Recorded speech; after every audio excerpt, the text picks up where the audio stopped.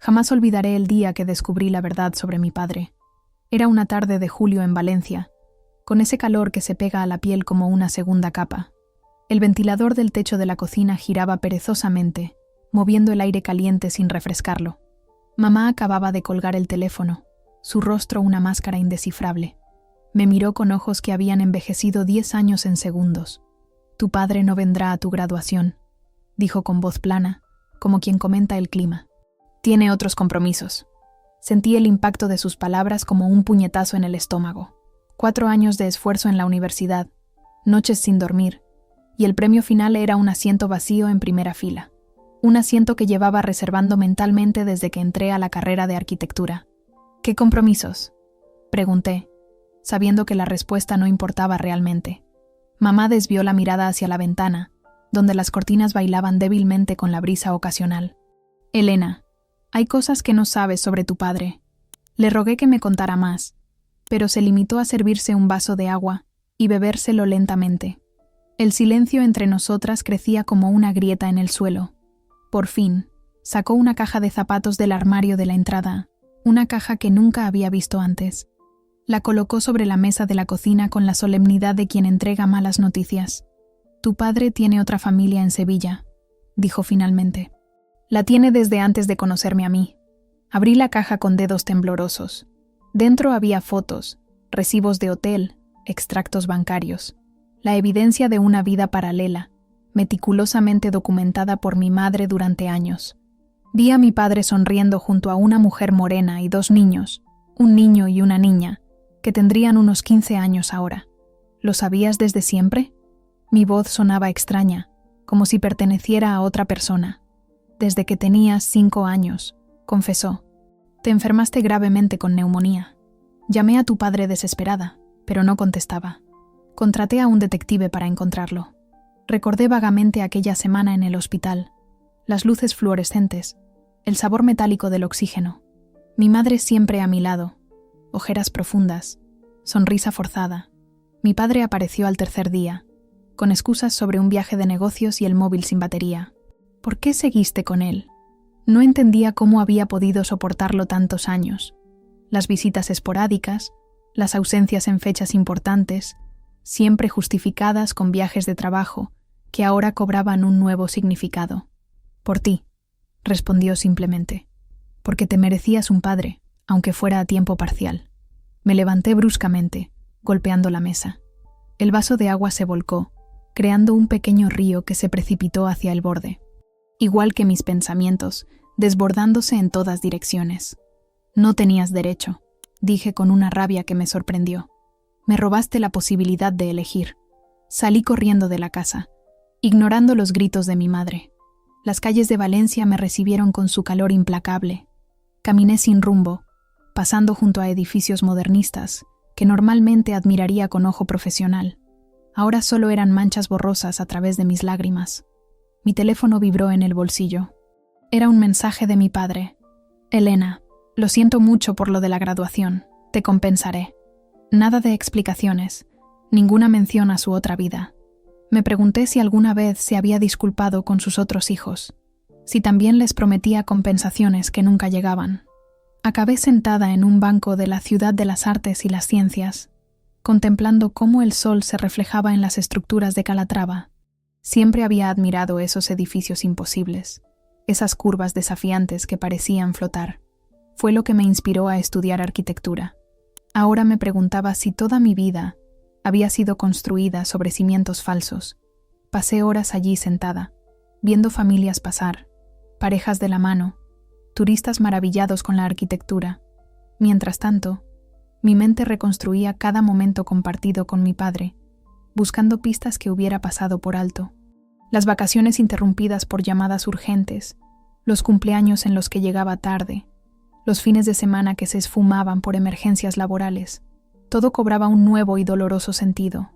Cuando el sol comenzó a ponerse, volví a casa. Mamá estaba en el mismo sitio, como si no se hubiera movido en horas. La caja seguía abierta sobre la mesa, pero ahora había algo más. Un sobre con mi nombre. «Tu padre me lo dio cuando cumpliste 18», explicó. «Me hizo prometer que te lo entregaría si alguna vez descubrías la verdad». Tomé el sobre con recelo, Dentro había una carta y una llave. Reconocí la caligrafía inclinada de mi padre, trazos firmes y seguros que contrastaban con la debilidad de sus acciones. La carta empezaba con un «perdóname», que hizo que mis ojos se llenaran nuevamente de lágrimas. Esa noche no dormí. Las palabras de mi padre daban vueltas en mi cabeza. Justificaciones, excusas, la historia de cómo se había enamorado de 2 mujeres y no había tenido el valor de elegir. La llave pertenecía a un apartamento en el centro de Valencia que había comprado para mí. Un intento patético de comprar mi perdón. A la mañana siguiente, tomé una decisión. Llamé a mi padre y le dije que quería conocer a su otra familia.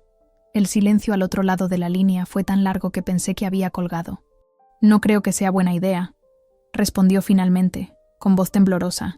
«No te estoy pidiendo permiso», contesté. «Te estoy informando.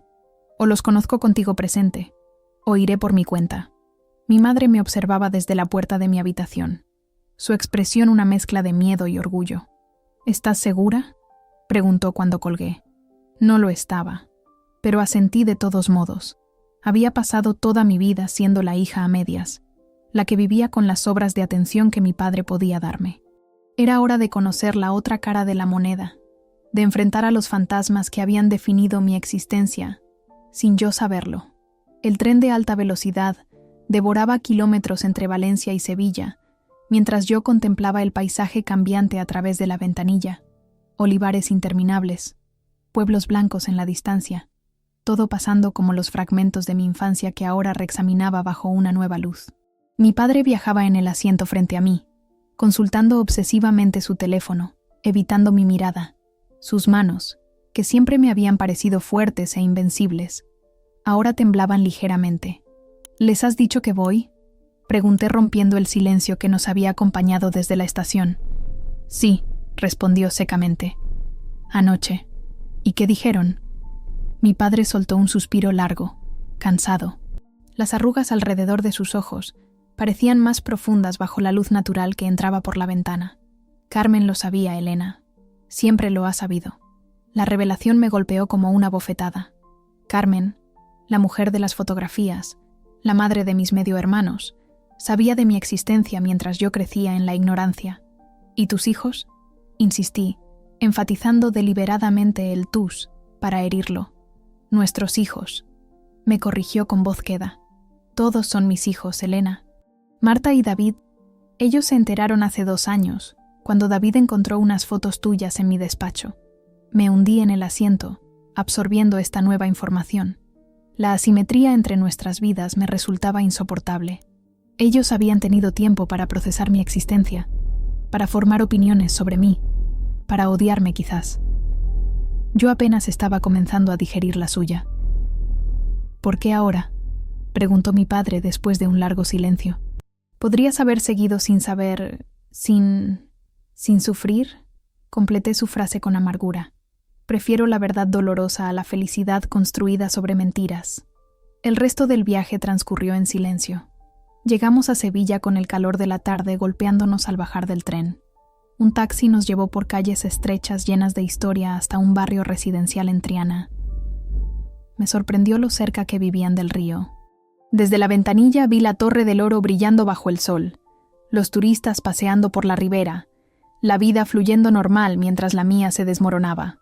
La casa era un edificio antiguo de 3 plantas con balcones de hierro forjado y macetas rebosantes de geranios rojos. Mi padre introdujo la llave en la cerradura con una familiaridad que me resultó obscena. Este era su verdadero hogar, me di cuenta. El apartamento en Valencia donde nos visitaba era solo una sucursal de su vida. «Ya estamos aquí», anunció al entrar, con una voz que intentaba sonar casual y fracasaba estrepitosamente. La mujer que apareció en el recibidor era Carmen, aunque más delgada que en las fotos, con el pelo recogido en un moño informal. Me miró directamente a los ojos, sin pestañear, sin sonreír, pero tampoco con hostilidad, solo evaluándome. «Elena», dijo mi nombre como probándolo. «Bienvenida a nuestra casa». Detrás de ella aparecieron 2 jóvenes. David, el chico, era prácticamente un calco de mi padre a su edad, según las fotos que había visto. Marta tenía sus ojos, los mismos que yo, Verlos fue como mirarme en un espejo distorsionado. «Hola», saludé, mi voz apenas un susurro. El silencio que siguió fue denso, cargado de décadas de secretos y mentiras. Carmen fue quien lo rompió. «He preparado café. Podemos hablar en la terraza». La seguimos hasta una azotea cubierta con una pérgola de madera entrelazada con bugambillas. Desde allí se veía el río y parte del casco histórico. En otra situación, habría apreciado la belleza del lugar. «Así que eres arquitecta», comentó David cuando nos sentamos. Su tono era neutral, imposible de interpretar. «Casi», respondí. «Me gradúo la semana que viene». Mi padre se encogió visiblemente en su silla. La graduación, el motivo inicial de toda esta revelación. «¿En qué universidad?», preguntó Marta. Su voz era sorprendentemente similar a la mía. «En la Politécnica de Valencia. Yo estudio Bellas Artes en la Hispalense», dijo ella. La conversación continuó así, superficial, explorando territorios seguros. Estudios, aficiones, planes de futuro.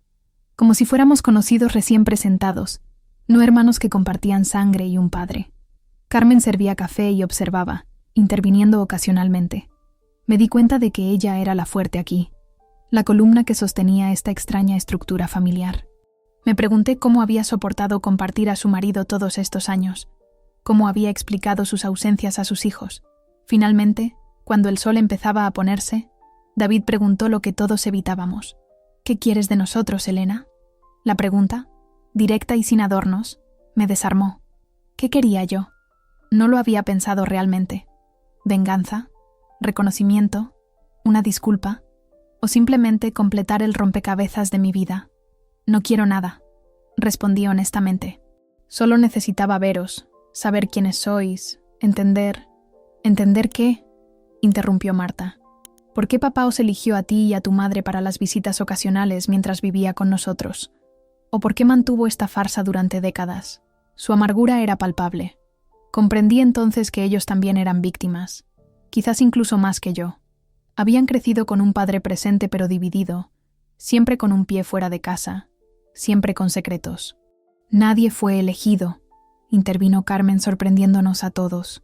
«Tu padre es un cobarde que no supo elegir, y nosotros pagamos el precio». Mi padre no se defendió. Se limitó a mirar hacia el horizonte donde el sol teñía de naranja las aguas del Guadalquivir. «Lo siento», dijo finalmente. «Lo siento por todos».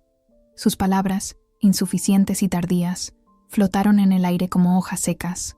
Esa noche me quedé en casa de Carmen y mis hermanos, en una habitación de invitados perfectamente preparada. Mi padre se marchó, supuestamente a un hotel, aunque todos sabíamos que regresaría cuando yo me fuera. La farsa continuaba, solo que ahora todos éramos conscientes actores en ella. Tumbada en aquella cama desconocida, escuché voces amortiguadas en el piso inferior. Carmen y los chicos discutían, probablemente sobre mí, sobre la situación.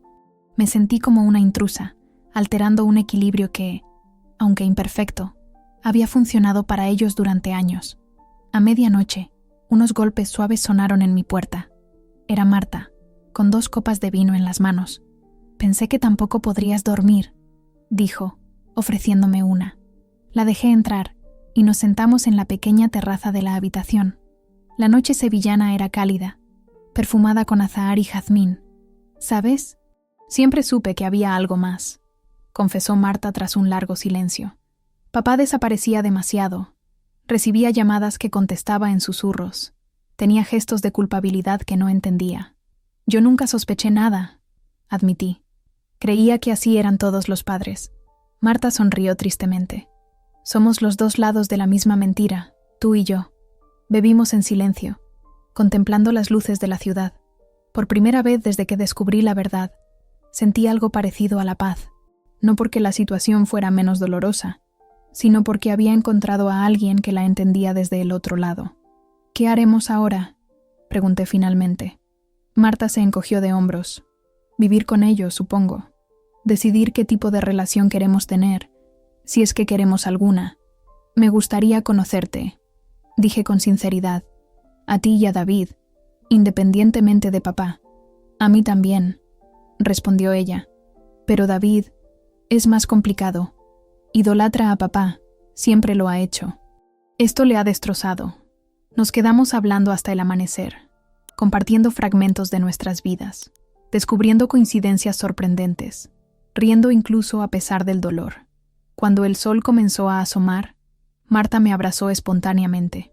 Por un momento, sentí que en medio de toda esta destrucción, algo nuevo podía comenzar a construirse. Regresé a Valencia 3 días después, con una mezcla confusa de emociones arañándome el pecho. Mi graduación sería en menos de una semana, y yo apenas podía concentrarme en los últimos preparativos.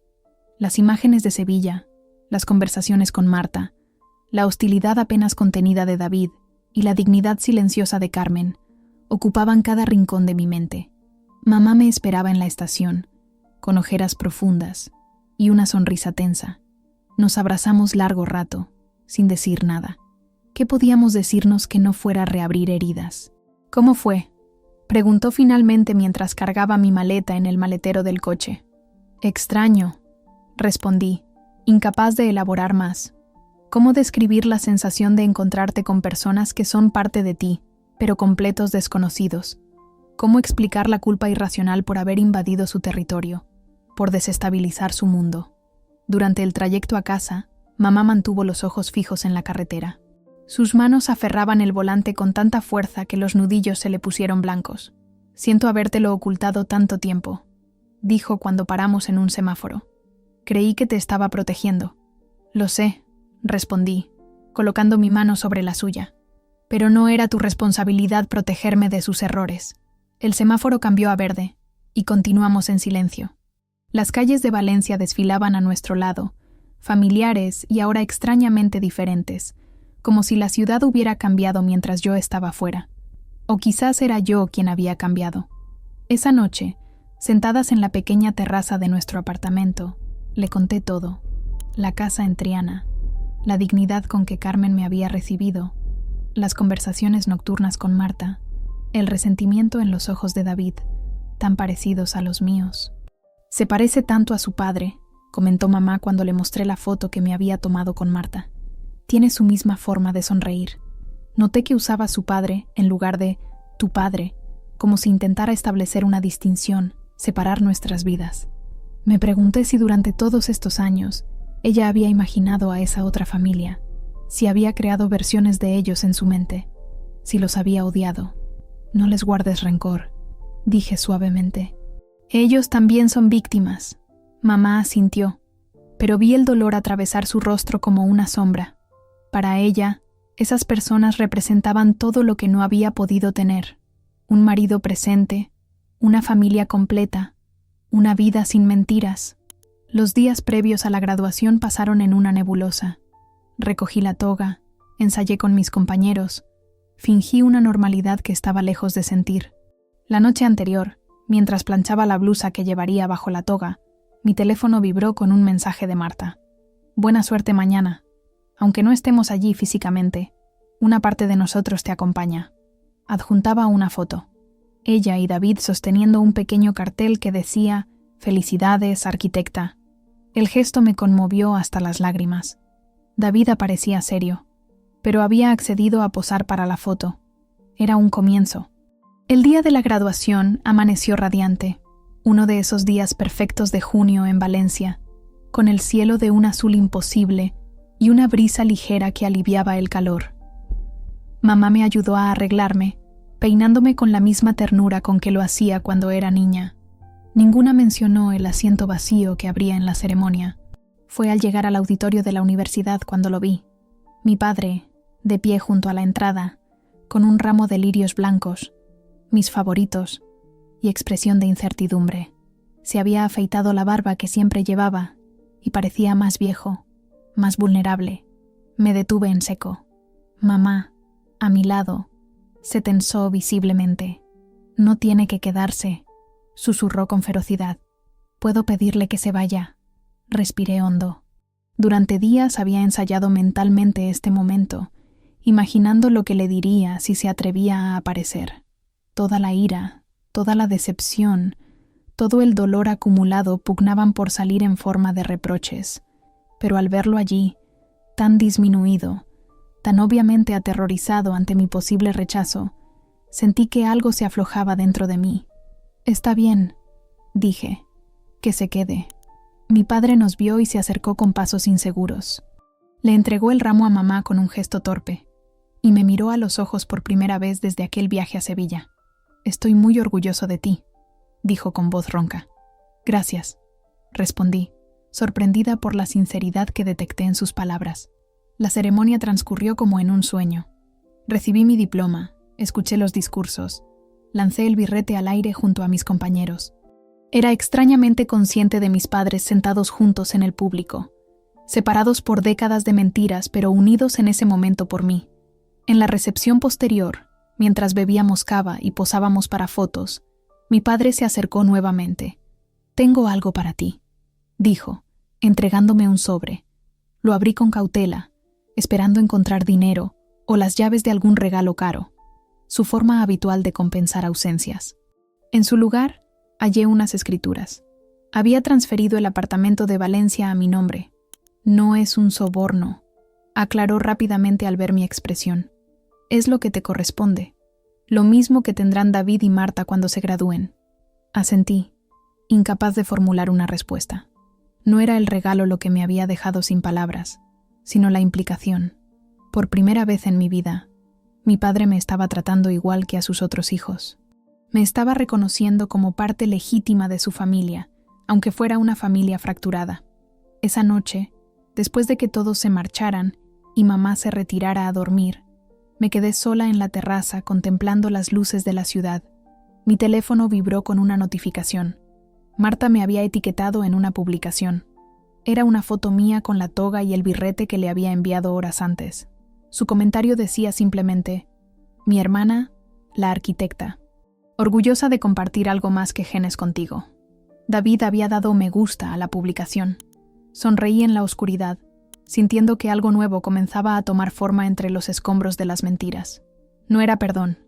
Eso requeriría tiempo, tal vez años, pero era un principio, un cimiento sobre el que quizás, algún día, podríamos construir algo genuino. A la mañana siguiente me desperté con una claridad que no había sentido en semanas. Mientras bebía café en la cocina, le comuniqué a mamá mi decisión. Voy a aceptar esa oferta de trabajo en Madrid. Era una oportunidad en un prestigioso estudio de arquitectura que había estado considerando, pero que implicaba alejarme de Valencia, de todo lo familiar. «¿Estás segura?», preguntó mamá sorprendida. «Pensé que te quedarías aquí, con el apartamento que te dio tu padre y todo. Necesito espacio», expliqué.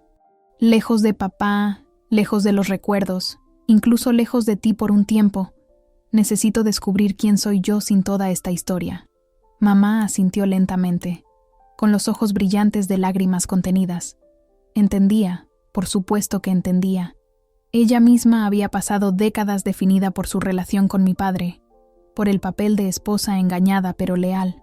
«Madrid no está tan lejos», dijo con una sonrisa trémula. «Puedo visitarte los fines de semana». La abracé con fuerza, agradecida por su comprensión, por su capacidad de dejarme ir a pesar del miedo. También ella necesitaba redefinirse, encontrar quién era más allá de nuestro pequeño núcleo familiar. Esa tarde escribí correos electrónicos, uno al estudio de Madrid aceptando el puesto, otro a Marta contándole mis planes. A mi padre le envié un mensaje escueto pero sincero. «Gracias por el apartamento. Lo alquilaré mientras vivo en Madrid. Cuando esté lista, hablaremos». Su respuesta llegó casi de inmediato. «Estaré aquí cuando lo estés». Comencé a empacar mis cosas con una extraña mezcla de aprehensión y esperanza. La vida que conocía se había desmoronado, pero entre los escombros surgían posibilidades que nunca había imaginado. Una hermana con quien compartir confidencias, un hermano al que conocer poco a poco, un padre imperfecto pero finalmente sincero, y yo misma, liberada al fin del peso de las mentiras ajenas. Madrid sería un nuevo comienzo, no un escape, sino un paréntesis necesario para sanar, para crecer, para reconstruirme desde los cimientos. Y mientras doblaba cuidadosamente mi ropa en la maleta, me di cuenta de que, por primera vez en semanas, sonreía sin esfuerzo. Madrid me recibió con su característica mezcla de grandeza y caos. El primer día, bajo un sol inclemente de julio, me instalé en un pequeño apartamento en Malasaña que había alquilado a distancia. Las paredes eran demasiado finas y las cañerías protestaban a horas intempestivas, pero tenía un balcón desde el que podía contemplar el bullicio de la calle, la vida de otros fluyendo mientras yo intentaba recomponer la mía. El estudio de arquitectura Morales & Asociados ocupaba 3 plantas de un edificio reformado en el barrio de Salamanca. Desde el primer momento, el ritmo frenético me envolvió como un torbellino. Proyectos que debían entregarse ayer, clientes imposibles de satisfacer, compañeros competitivos que me observaban con curiosidad, evaluando si la nueva tenía lo necesario para sobrevivir en aquel ambiente de tiburones. «No te dejes intimidar», me aconsejó Claudia, una interiorista cordobesa que llevaba 5 años en el estudio y se convirtió en mi única aliada. La mitad son perros que ladran pero no muerden. Durante aquellas primeras semanas, trabajé hasta la extenuación. Me quedaba en la oficina hasta bien entrada la noche, repasando planos, corrigiendo detalles, anticipándome a las críticas mordaces de Javier Morales, el fundador del estudio. Era un hombre brillante pero implacable, con una visión arquitectónica innovadora y una lengua afilada como un bisturí. «Palacios, esto no está a la altura», espetó un miércoles, lanzando mis bocetos sobre la mesa de reuniones. «Hay talento ahí, pero está ahogado en convencionalismos. No te traje a Madrid para que hicieras lo mismo que cualquier arquitecto mediocre de provincias». Sus palabras me dolieron, pero también encendieron algo dentro de mí. Esa noche, en lugar de llorar en mi apartamento, desmonté completamente el proyecto y lo reconstruí desde cero, dejando que mi instinto me guiara por primera vez desde que descubrí la verdad sobre mi padre. Al amanecer, tenía algo que realmente me representaba, un diseño audaz, sostenible, con personalidad propia. «Esto es arquitectura», concedió Morales 2 días después, con una sonrisa apenas perceptible. «Ahora empieza a interesarme quién eres, Palacios». Poco a poco, Madrid comenzó a sentirse menos como un refugio temporal y más como un espacio de posibilidades. Los fines de semana exploraba la ciudad, visitaba exposiciones, me perdía en el Retiro con un libro o simplemente me sentaba en alguna terraza a observar a la gente. A veces me preguntaba si algunos de los rostros que veía pasar esconderían secretos como los de mi familia, si bajo la apariencia de normalidad palpitarían historias de vidas paralelas y mentiras sostenidas durante décadas. En agosto, cuando la ciudad se vació de madrileños y se llenó de turistas, recibí una llamada de Marta. «Estoy pensando en hacer un viaje a Madrid en septiembre», dijo con aquel acento andaluz que aún me resultaba extraño asociar a alguien tan cercano genéticamente a mí. «Si te parece bien, claro». «Me encantaría», respondí con sinceridad. «¿David también puede venir?» La pregunta me tomó por sorpresa. David, con su hostilidad apenas contenida, con su mirada que era un espejo de mis propios ojos heridos. «Por supuesto», dije tras una breve pausa. «Sois bienvenidos los dos». Durante las semanas siguientes, intercambiamos mensajes casi a diario. Descubrí que Marta era apasionada, impulsiva, capaz de enamorarse de una canción y escucharla en bucle durante días. David, a través de sus escuetos comentarios en nuestro grupo de WhatsApp, revelaba un humor seco y una inteligencia analítica que me recordaba a mi madre. Curiosamente, ninguno se parecía demasiado a nuestro padre, como si los 3 hubiéramos desarrollado defensas contra sus genes, contra su influencia. Septiembre trajo un aire más fresco y el regreso de la rutina madrileña. El estudio bullía con nuevos proyectos y yo había ascendido silenciosamente en la jerarquía no oficial, pasando de ser la nueva de Valencia a alguien cuya opinión se tenía en cuenta. La semana antes de la visita de mis hermanos, Morales me asignó mi primer proyecto en solitario, la renovación de un espacio cultural en Lavapiés. «No me defraudes, Palacios», fue toda su explicación, pero en sus ojos vi que era una prueba, una oportunidad, quizás incluso un acto de fe. El día que Marta y David llegaron a Atocha, sentí un nudo en el estómago. Los esperé junto a las gigantescas puertas de cristal, observando a los viajeros que emergían en oleadas. Los reconocí inmediatamente entre la multitud. Marta con su melena rizada recogida en un moño desordenado, David con su postura ligeramente encorvada, como si intentara ocupar menos espacio. Nos saludamos con una mezcla de efusividad y timidez. Marta me abrazó como si fuéramos amigas de toda la vida. David extendió su mano y luego, en un gesto que me conmovió, me dio un breve abrazo de lado. Madrid es un infierno, comentó mientras caminábamos hacia el metro. Demasiado ruido, demasiada gente, todo demasiado grande. Te acostumbras, respondí, divertida por su expresión de sufrimiento provinciano. O aprendes a encontrar los rincones tranquilos.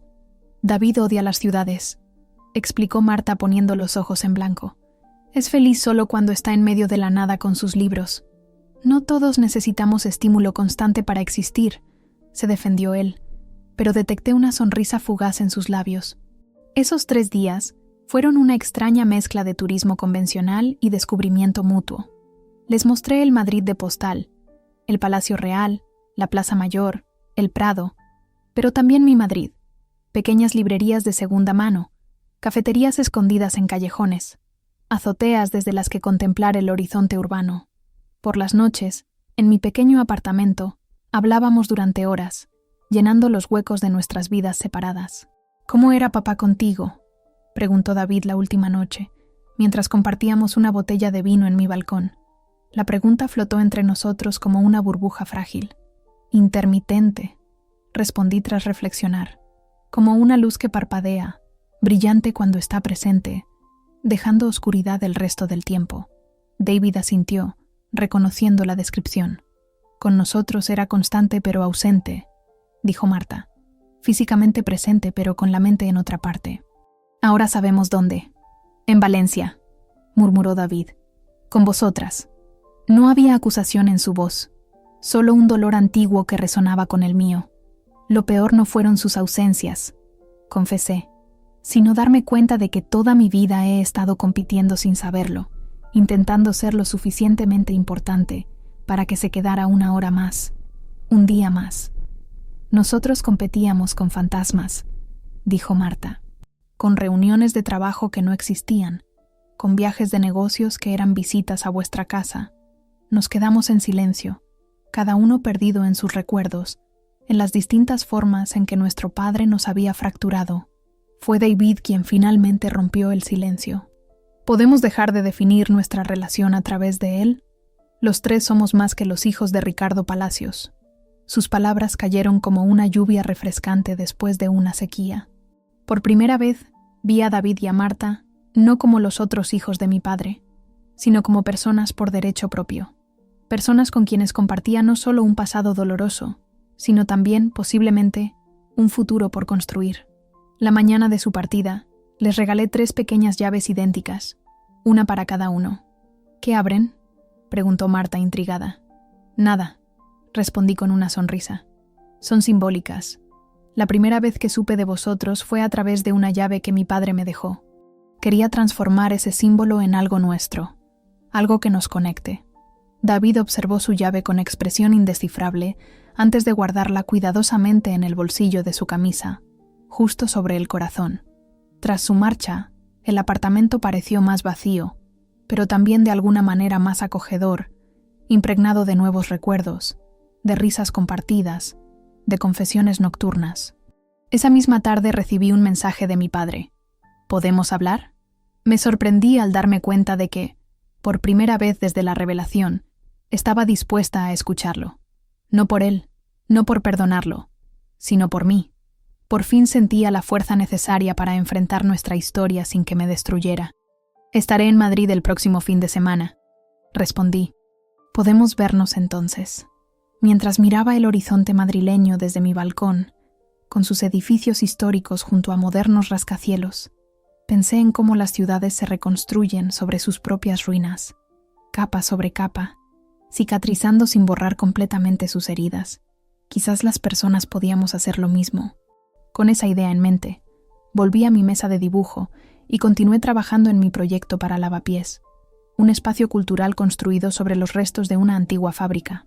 No sería una demolición completa ni una preservación artificial, sino una transformación respetuosa. Un lugar nuevo que honrara su historia sin quedar atrapado en ella. El otoño madrileño tiñó los árboles del Retiro de tonos cobrizos, mientras mi vida adquiría cierta estabilidad. El proyecto de Lavapiés avanzaba a buen ritmo. Mis llamadas semanales con mamá se volvieron menos tensas, y las conversaciones con Marta y David, ahora frecuentes, tejían poco a poco un vínculo que ninguno de nosotros habría imaginado meses atrás. Mi padre cumplió su palabra y vino a Madrid aquel fin de semana de septiembre. Nos encontramos en una cafetería cercana a la estación de Atocha, terreno neutral para ambos. Lo vi envejecido, con canas nuevas en las sienes y una inseguridad en su postura que nunca antes había notado. «¿Te sienta bien, Madrid?», comentó después de pedir 2 cafés. Sus ojos recorrían mi rostro como buscando cambios, señales de daño o de sanación. «Me sienta bien la distancia», corregí sin hostilidad. Asintió, aceptando el golpe. Durante la siguiente hora mantuvimos una conversación extrañamente civilizada. Me habló de su trabajo como ingeniero, de proyectos que tenía entre manos, de banalidades que en otro tiempo me habrían parecido fascinantes, solo por venir de él. Yo le conté sobre el estudio, sobre Morales y su exigencia implacable, sobre mi pequeño apartamento en Malasaña. Ninguno mencionó a Carmen, a David o a Marta, como si ese territorio fuera demasiado peligroso para explorarlo todavía. Fue al despedirnos cuando finalmente abordó lo inevitable. «Sé que no merezco tu perdón, Elena. No lo estoy pidiendo. Solo quiero la oportunidad de estar en tu vida, en la medida que tú lo permitas». Lo miré fijamente. Este hombre que había sido simultáneamente el héroe y el villano de mi infancia, y sentí una extraña calma. «Necesito tiempo», respondí. «Estoy aprendiendo a conocerte de nuevo, a verte como realmente eres, y no como la versión que construí en mi cabeza». Se le humedecieron los ojos, pero asintió con resolución. «Todo el que necesites. Estaré aquí». Aquel encuentro marcó el inicio de una relación cautelosa. Llamadas ocasionales, mensajes breves, visitas espaciadas. No era el vínculo padre-hija que había idealizado durante años, pero tampoco era la ruptura total que había temido tras descubrir sus mentiras. Era algo nuevo, frágil, construido sobre ruinas pero con cimientos más honestos. Un martes de noviembre, mientras revisaba los planos estructurales del proyecto de lavapiés con un café frío olvidado sobre la mesa, recibí una llamada de mi madre. Su voz sonaba extraña, contenida. «Carmen me ha contactado», dijo sin preámbulos. El lápiz que sostenía se me cayó de los dedos. «¿Cómo? ¿Por qué? Quiere que nos veamos las dos, en persona. Dice que hay cosas que debemos hablar, mujer a mujer». Me quedé muda, incapaz de procesar la magnitud de lo que esto significaba. Carmen, la otra esposa, la que había sabido de nuestra existencia desde el principio, quería encontrarse con mi madre. La posibilidad me aterraba y fascinaba a partes iguales. «¿Vas a ir?», pregunté finalmente. Hubo un largo silencio al otro lado de la línea. «Creo que sí. Han pasado 25 años, Elena. Quizás ya es hora de que las dos miremos a los ojos a la verdad, a la otra. Iré contigo», me ofrecí automáticamente. «No». La firmeza en su voz me sorprendió. «Esto es entre Carmen y yo. Tu padre es quien tiene que dar explicaciones. Nosotras solo somos las mujeres que tuvieron la mala suerte de amarlo». Tras colgar, intenté concentrarme en el trabajo, pero fue imposible. La idea de mi madre y Carmen sentadas frente a frente, desenterrando décadas de engaños, comparando versiones, quizás incluso encontrando puntos en común, me provocaba una ansiedad difícil de contener. Llamé a Marta esa misma noche. «¿Sabías algo de esto?», pregunté sin saludar siquiera. «¿De qué?». «Tu madre ha contactado a la mía. Quieren reunirse». El silencio al otro lado me dijo todo lo que necesitaba saber. Marta no tenía idea. «Joder», musitó finalmente. «Esto es intenso.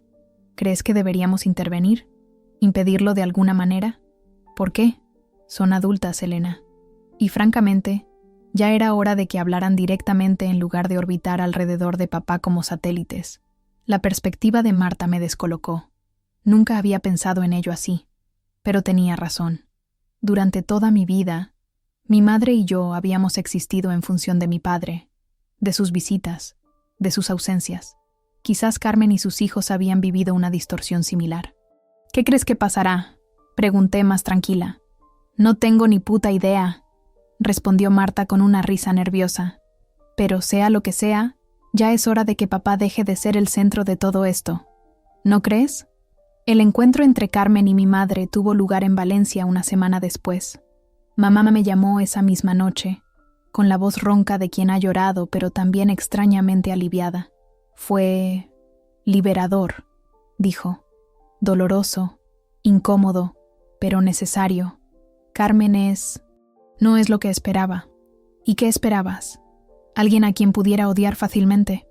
¿Una rival? ¿Una enemiga?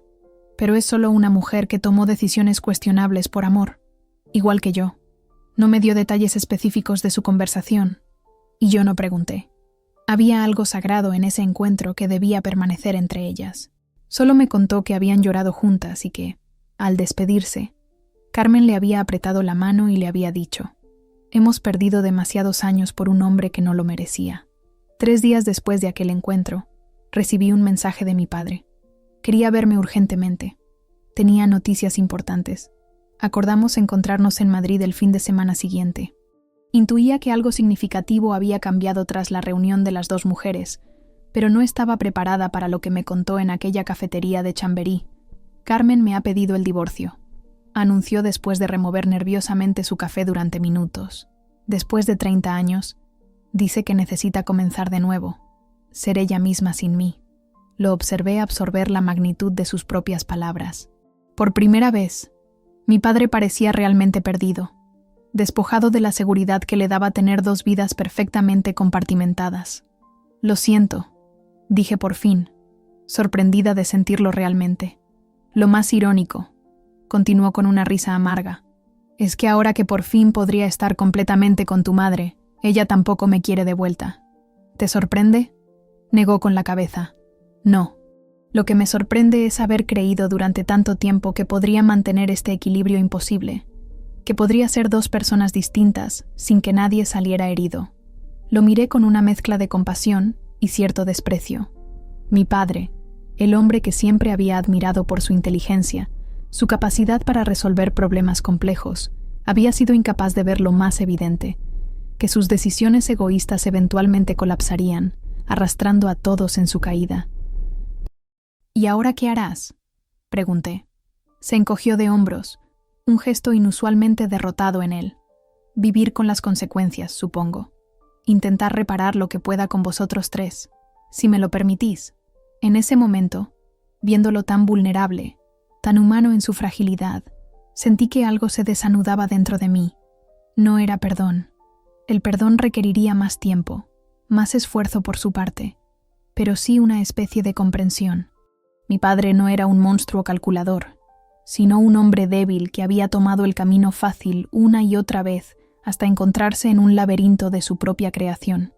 Navidad se aproximaba, y con ella la inevitable cuestión de dónde y con quién pasarla. Mamá había decidido viajar a Italia con una amiga de la infancia, un acto de independencia que me llenó de orgullo. Mi padre alquiló un apartamento temporal en Madrid, en un limbo entre sus 2 hogares perdidos. Marta me propuso por teléfono algo que me dejó sin palabras. ¿Y si pasamos Nochebuena los 3 juntos en Madrid? Sin papá, sin nuestras madres, solo nosotros, los hermanos. La idea me pareció tan aterradora como perfecta. David, sorprendentemente, fue quien más entusiasmo mostró. «Podríamos empezar nuestras propias tradiciones», dijo en nuestro chat grupal. «Unas que no estén contaminadas por las mentiras de papá». El 24 de diciembre, mi pequeño apartamento de Malasaña se convirtió en el escenario de nuestra primera Navidad como hermanos. Marta trajo un pequeño olivo decorado con luces, un árbol de Navidad, pero con carácter mediterráneo, explicó. David preparó un cordero al horno siguiendo la receta de su abuela sevillana, y yo me encargué del apartamento y la música. Ninguno mencionó a nuestro padre, aunque su ausencia flotaba entre nosotros como un fantasma familiar. Después de la cena, con las sobras olvidadas sobre la mesa y copas de vino en las manos, Marta sacó un sobre grande de su bolso. «Tengo algo para nosotros», anunció con un brillo travieso en los ojos. «Se lo robé a papá la última vez que fue a casa. Creo que nos pertenece más a nosotros que a él». Dentro del sobre había docenas de fotografías. La mayoría eran de nosotros 3. Yo de pequeña con coletas despeinadas, David con su uniforme de fútbol, Marta en una función escolar. Algunas incluso nos mostraban a los tres en distintas etapas de crecimiento, colocadas lado a lado como si hubiéramos crecido juntos. El muy cabrón tenía un álbum paralelo, explicó Marta entre risas y lágrimas. Fotos nuestras que escondía de mamá, fotos tuyas que nos ocultaba a nosotros. Pasamos la noche entera examinando aquellas imágenes, descubriendo similitudes en nuestras sonrisas, en la forma de nuestras cejas, en los gestos captados por la cámara. Era extraño y maravilloso a la vez, como encontrar piezas perdidas de un espejo roto que juntas formaban un reflejo más completo. Propongo algo, dijo David ya de madrugada, cuando el vino y el cansancio nos habían vuelto sentimentales. Hagamos nuestro propio álbum, uno que sea solo nuestro, sin secretos. Sacó su Polaroid y tomó la primera foto, los tres abrazados frente al pequeño olivo iluminado, con las mejillas sonrojadas por el vino y los ojos brillantes. Mientras la fotografía se revelaba lentamente, sentí que algo nuevo y hermoso comenzaba a tomar forma entre nosotros. Esa noche, tumbada en el sofá, había cedido mi cama a Marta y el colchón hinchable a David. Contemplé el techo de mi apartamento y pensé en cómo nuestras vidas son a menudo como edificios mal planificados, construidos sobre cimientos débiles, con espacios mal aprovechados y estructuras que eventualmente ceden, pero también podían ser rehabilitados, reforzados, transformados en algo distinto pero más auténtico. El último pensamiento antes de quedarme dormida fue que quizás la familia no era tanto el edificio heredado, sino el que decidíamos construir juntos, piedra a piedra, decisión a decisión, con los materiales imperfectos que teníamos a mano. La primavera llegó a Madrid con una explosión de vida que parecía reflejar los cambios en mi interior. El proyecto de Lavapiés, tras meses de obstáculos burocráticos y ajustes presupuestarios, finalmente tomaba forma física. Cada mañana visitaba la obra antes de ir al estudio, observando cómo los planos que había dibujado se materializaban en vigas, muros y espacios habitables. «Te has encariñado con este edificio», comentó Claudia una tarde mientras revisábamos juntas los acabados del auditorio principal. «Se nota en cómo lo miras». Tenía razón. Aquel espacio cultural representaba para mí mucho más que un proyecto arquitectónico. Era la prueba tangible de que algo roto podía reconstruirse, de que la transformación no implicaba necesariamente destrucción total. Mi vida personal experimentaba una metamorfosis similar. Las visitas de Marta se volvieron mensuales. Había conseguido una beca para exponer su obra gráfica en una galería madrileña. Y David, aunque más reticente a abandonar su querida Sevilla, venía cada 2 meses con su cámara y su perpetuo ceño fruncido, que ya no me parecía hostil, sino simplemente parte de su carácter. Mi relación con mamá también había evolucionado. Tras su viaje a Italia volvió renovada, con planes para retomar la carrera de diseño textil, que había abandonado al casarse con mi padre. Verla ilusionada, con proyectos propios, me llenaba de una alegría que compensaba parcialmente los años de sacrificio y mentiras. Con mi padre, la situación era más compleja. Desde el divorcio vivía en un apartamento cerca de Retiro, intentando reconstruir su identidad más allá de las 2 familias que había mantenido en paralelo. Nos veíamos ocasionalmente para comer, conversaciones aún cargadas de temas sin resolver, pero cada vez más honestas. No era perdón lo que sentía hacia él, quizás nunca lo sentiría completamente, pero sí una aceptación gradual de quién era realmente, con sus profundas contradicciones. Fue durante una de esas comidas, a finales de abril, cuando me contó algo que me dejó sin palabras. «Carmen y tu madre se han hecho amigas», dijo con una mezcla de incredulidad y resignación. «Se reúnen cada 2 semanas en Valencia. Van a exposiciones juntas. Comparten recetas». Lo miré estupefacta, incapaz de imaginar a esas 2 mujeres, unidas por el dolor que les había infligido el mismo hombre, encontrando puntos en común más allá de él. «La vida tiene un sentido del humor retorcido», continuó mi padre. «Durante 30 años viví aterrorizado pensando qué pasaría si alguna vez se encontraban, y ahora resulta que se llevan mejor entre ellas que conmigo. ¿Cómo te hace sentir eso?», pregunté, genuinamente curiosa. Reflexionó un momento, jugueteando con la servilleta. «Excluido», admitió finalmente, pero también aliviado. Es como si se hubieran quitado un peso de encima, uno que yo les puse. Llamé a Marta esa misma noche para confirmar la información. Se rió al teléfono. Es verdad. Mamá y Aurora se han vuelto inseparables. La semana pasada fueron juntas a un taller de cerámica. Mamá dice que por fin tiene una amiga que entiende exactamente por lo que ha pasado, sin necesidad de explicaciones. Es surrealista, comenté, tratando de imaginar a mi madre y a Carmen moldeando arcilla juntas, compartiendo confidencias, quizás incluso riendo de las debilidades de mi padre. Lo realmente surrealista, añadió Marta con tono mordaz, es que nosotros pasáramos décadas separados por un secreto que ahora parece casi anecdótico. Tenía razón. Con el paso de los meses, lo que en su momento había sido un terremoto devastador, comenzaba a sentirse como parte de una historia familiar peculiar, dolorosa, pero ya no paralizante. Mi madre había dejado de definirse como la engañada, Carmen ya no era la otra, y nosotros tres estábamos dejando de ser los hijos divididos. La tragedia no había desaparecido, pero estaba siendo absorbida en narrativas más amplias, más completas. Mayo trajo consigo la inauguración del espacio cultural en Lavapiés. Después de meses de trabajo extenuante, contemplé con orgullo el resultado. Un edificio que honraba su pasado industrial, mientras ofrecía posibilidades nuevas, con amplios ventanales que inundaban de luz natural, espacios antes oscuros y opresivos. Invité a toda mi familia a la inauguración. Fue la primera vez que todos nos reunimos en un mismo lugar. Mi madre y Carmen, llegadas juntas desde Valencia en el AVE. David con su novia Lucía, a quien apenas conocíamos. Marta con su pelo teñido de azul, novedad de la semana anterior. Y mi padre, visiblemente incómodo pero decidido a estar presente en este momento importante para mí. Es asombroso, comentó mamá, mientras recorríamos las instalaciones. Has conseguido que el edificio cuente su historia, pero también que mire hacia adelante. Igual que nosotros, añadió Carmen con una sonrisa cómplice, enlazando su brazo con el de mi madre.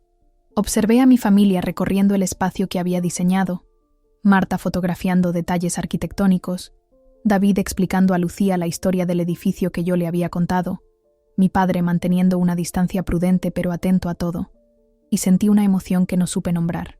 No era felicidad exactamente, sino una especie de plenitud agridulce, el reconocimiento de que las heridas podían cicatrizar sin desaparecer completamente. Durante el brindis oficial, Javier Morales me cedió el micrófono tras elogiar mi trabajo. Nervios me recorrieron el cuerpo mientras miraba a la audiencia, críticos, periodistas, figuras del mundo cultural madrileño, y especialmente a mi peculiar familia reunida en primera fila. Este edificio me ha enseñado algo fundamental, dije, que las grietas pueden ser parte de la belleza final si sabemos integrarlas en el diseño. No hemos borrado las cicatrices de su historia, sino que las hemos incorporado a su nueva vida. Vi a mi madre asentir, con lágrimas en los ojos, y a Carmen apretarle discretamente la mano. Marta sonreía abiertamente, mientras David, siempre más reservado, me miraba con un orgullo que me conmovió. Esa noche, después de la recepción, los 6 cenamos en un pequeño restaurante cercano. La conversación fluyó con una naturalidad sorprendente, como si lleváramos años compartiendo mesa. Observé a mi padre, sentado entre sus 2 exesposas, tratando de mantener la compostura mientras ellas compartían anécdotas sobre sus defectos.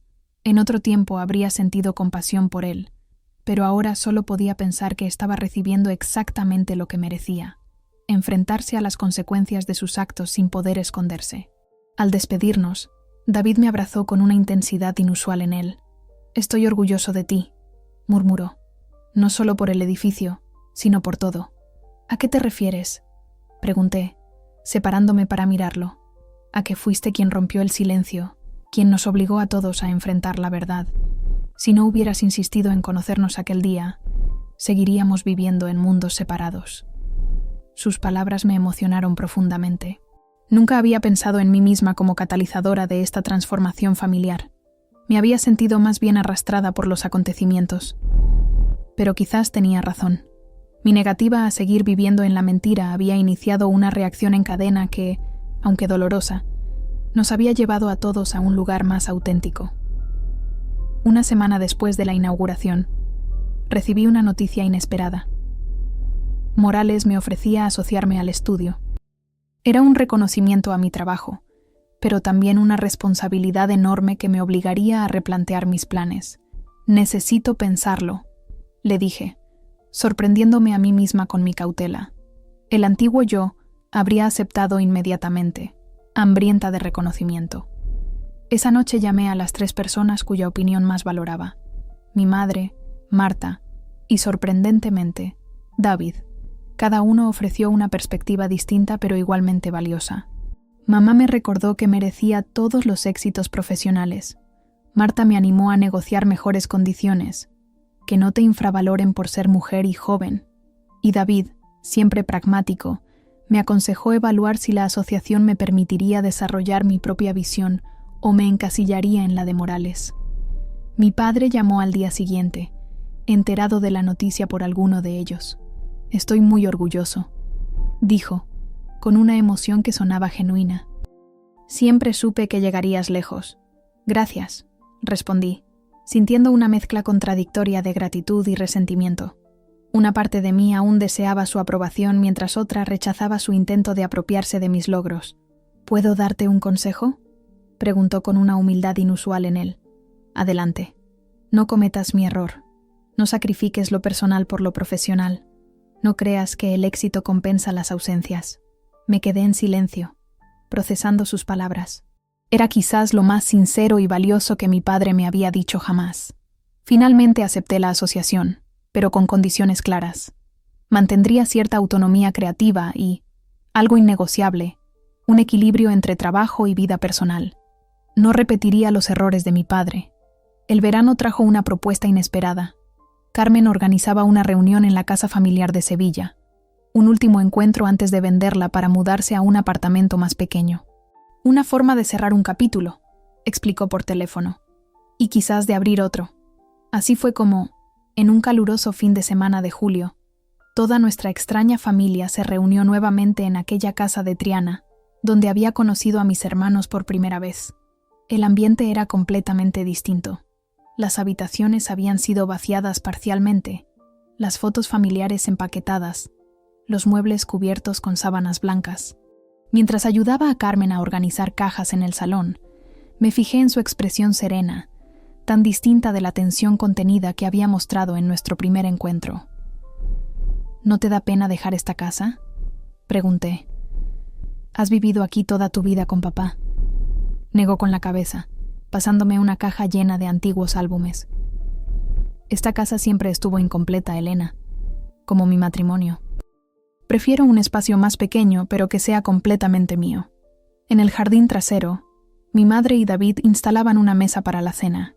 Los observé trabajar juntos, cómodos en su recién descubierta relación de suegra-nuera, que nunca fue. David había heredado de mamá una risa que nunca había asociado con él. Breve, contenida, pero genuina. Mi padre llegó el último, como siempre. Lo noté desorientado en la que había sido su casa durante décadas, moviéndose con la cautela de un invitado en lugar de la confianza de un propietario. Marta lo recibió con un abrazo rápido y lo condujo al jardín, donde todos nos reunimos para una cena informal.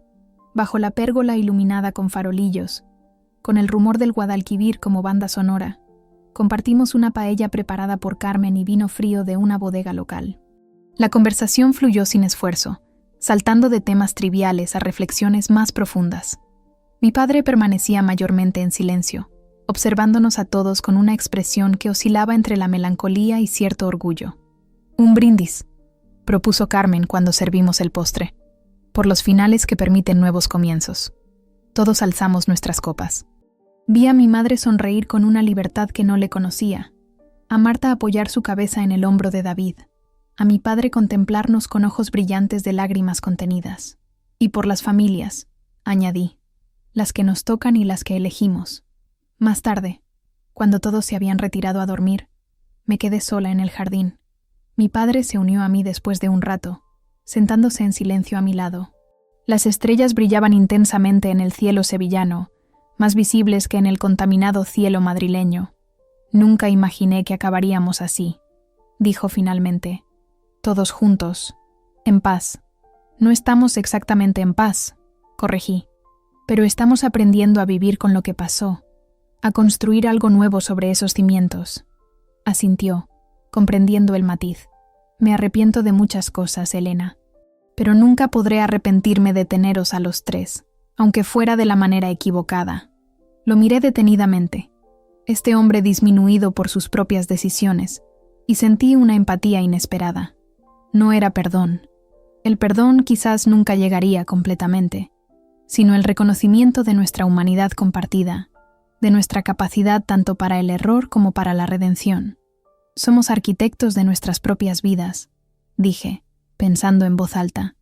Pero a veces heredamos estructuras defectuosas y tenemos que decidir qué conservar y qué derribar. Y tú has elegido conservarnos, respondió mi padre con voz quebrada. A pesar de todo, nos has elegido a todos. No respondí, pero tampoco lo negué. La verdad era más compleja.